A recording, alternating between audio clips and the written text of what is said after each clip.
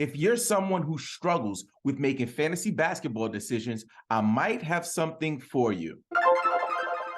Here are the waiver wire targets you need to focus on for Week 11 of the NBA season. From the Memphis Grizzlies, Brandon Clark. Brandon Clark is rostered in 51% of ESPN leagues. Over the last 7 days, he's averaged 18.5 minutes per game, 17 points per game, 7.5 rebounds per game, and 1 steal per game. He could help you out in a bunch of different categories. Also, it's worth noting that he signed a pretty decent contract recently. So they're going to get this guy some playing time. He could help you out this week for Week 11.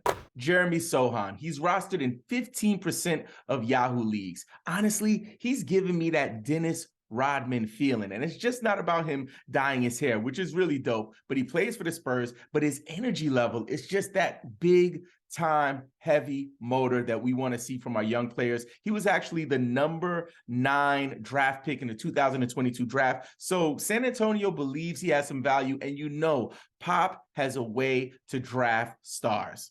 From the Boston Celtics, Derek White. In the last 7 days, White has averaged 29.7 minutes per game, 9.3 points, 5.3 rebounds, 3.3 assists, 0.7 steals, and 1 block, which is telling you he has value for a lot of different categories. And again, we're talking about somebody that we're going to pick up and drop. If he's available on your waiver wire, you might want to give him a shot this week.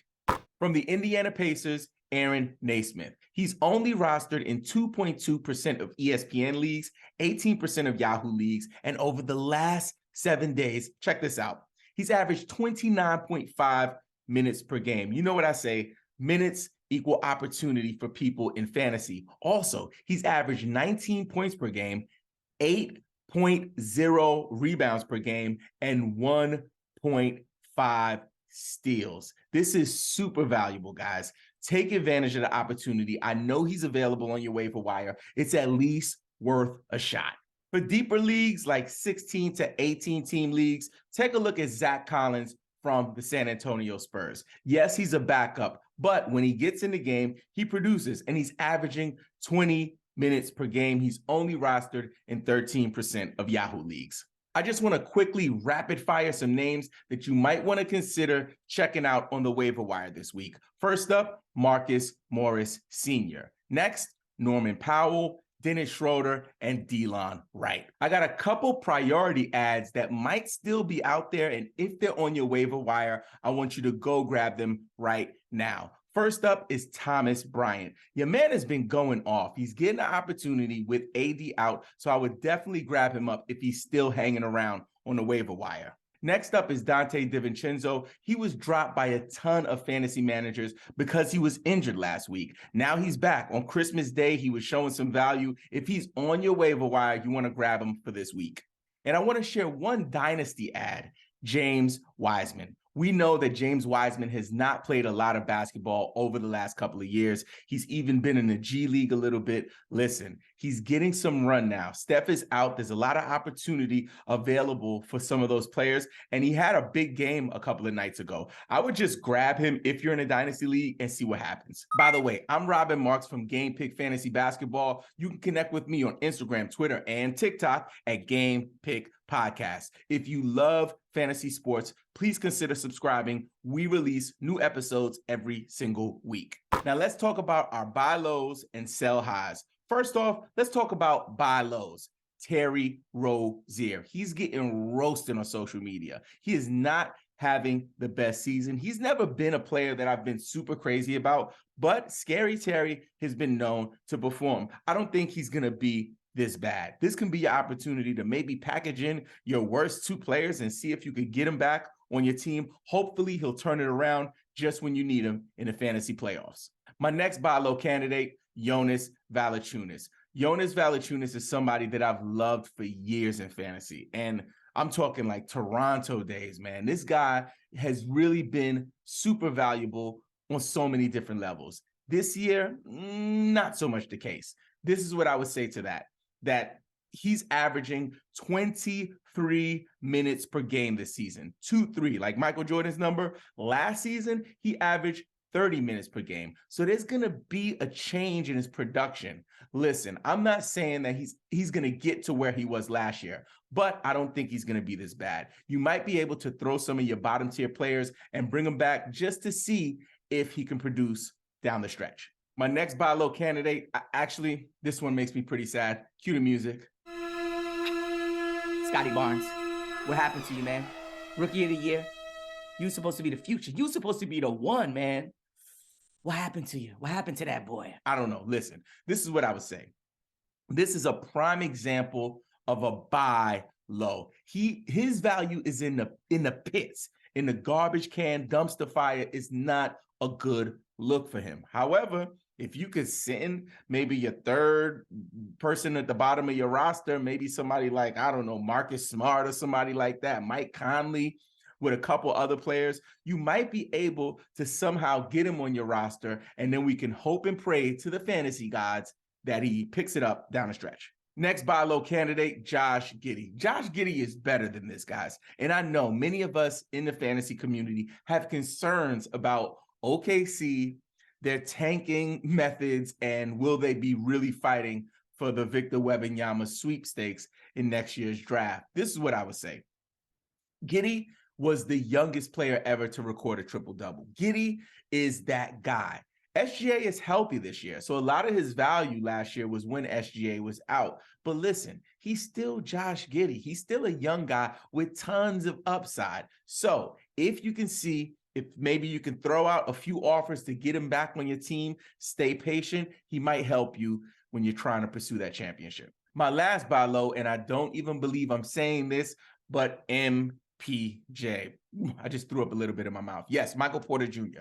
Like many of us, we are so frustrated with this man. I have him on one of my dynasty teams. Like I've had him for like years and never lived up to expectations. But this could be an opportunity, especially in a redraft league, to take advantage of the general consensus and feeling around him coming back. So now he's healthy. He's going to play some games. They're going to have to ramp him up. He's going to have some bad games.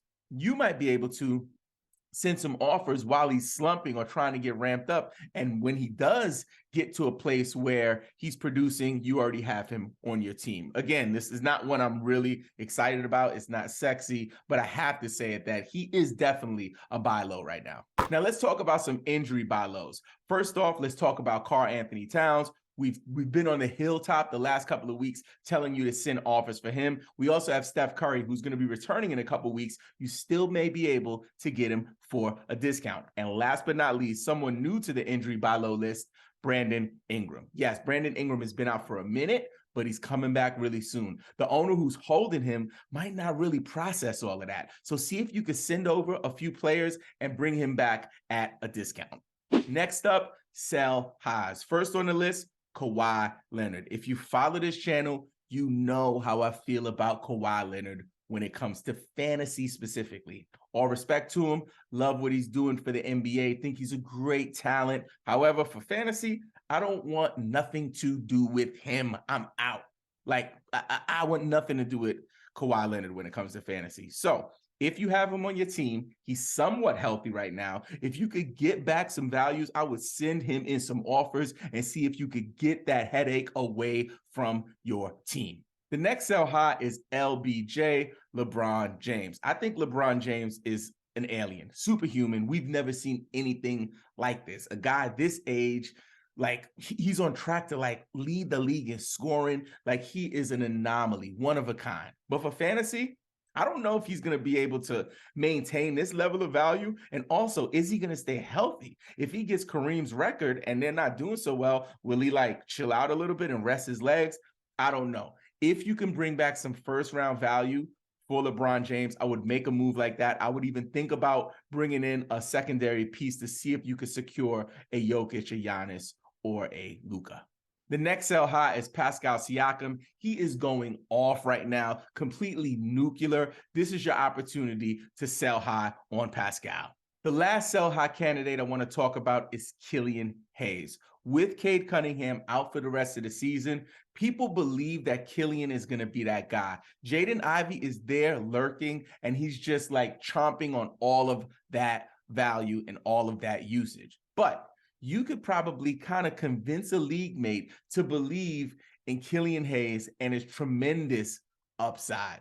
Speaking of tremendous upside, today's sponsor is Owner's Box. Owner's Box is an official sponsor of the Game Pick podcast, and we want to highlight their new one-of-a-kind fantasy sports format, Lightning lineups. All you have to do is spin, pick, and win. Sign up right now and use the promo code GamePickPodcast. Owner's Box will match your first deposit up to $500. It's one of the largest deposit matches in the industry. Don't miss out. To sign up, just download the Owner's Box app on Android or iOS, and don't forget, use the promo code GamePickPodcast. Next up, we're going to do our Q&A from our Discord server. The first question is from Yoda. He says, tips and tricks for trading players that isn't just the offer you make. Like, what do you tell them to make them believe that they should take the deal? I love this question. Honestly, I love any question that has to do with trade strategies. Many of the questions we get is like, should I trade A player for B player?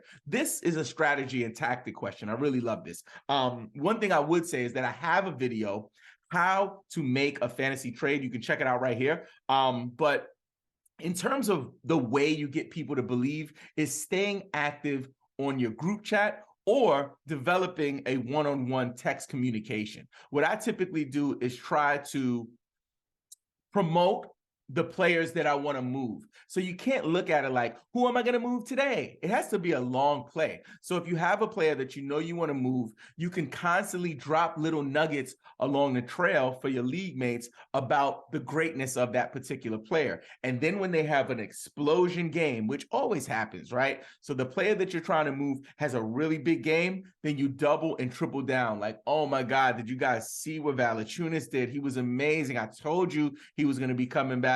Man, I would think about moving him, but he might get me that championship. So kind of play hard to get. Like, I might consider it if you send me a perfect offer, but other than that, I'd rather keep him on my team. And those are the ways that you can kind of convince your league mates to believe in what you're saying. The next question is from Money Murray. He says, does a star have to be involved when trading for another star or a non-star who's doing really good? Is that good enough?